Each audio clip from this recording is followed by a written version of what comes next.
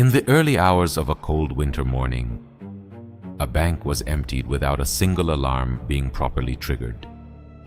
No forced entry, no clear suspects, no immediate explanation. But what happened inside that building would later be described as one of the most confusing financial crimes ever recorded. And the strangest part, it looked almost too perfect to be real.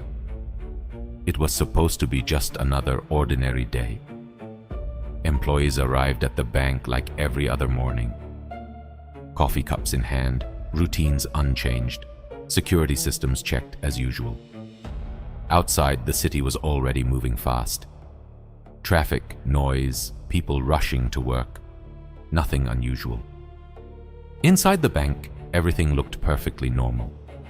But something had already gone wrong before the first customer even walked in.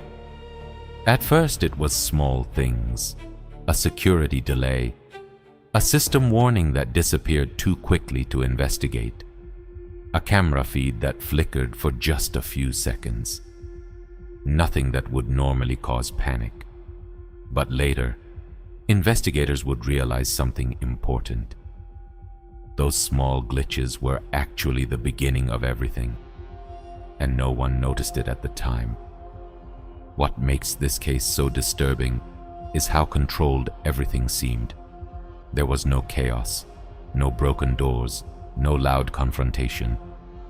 It was as if someone had studied the bank for weeks, maybe months. Security systems behaved strangely. Staff were confused, but never alarmed enough to react. And money, large amounts of it, began disappearing in a way that didn't match any normal robbery pattern. It didn't look like theft. It looked like extraction. It wasn't until later that day that the truth started to surface.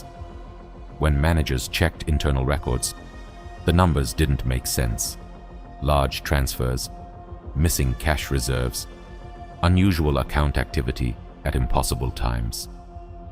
At first, they thought it was a system error. Then they checked the security footage, and that's when everything changed. Some recordings were missing, not damaged, not corrupted, just gone, as if someone carefully removed the most important moments.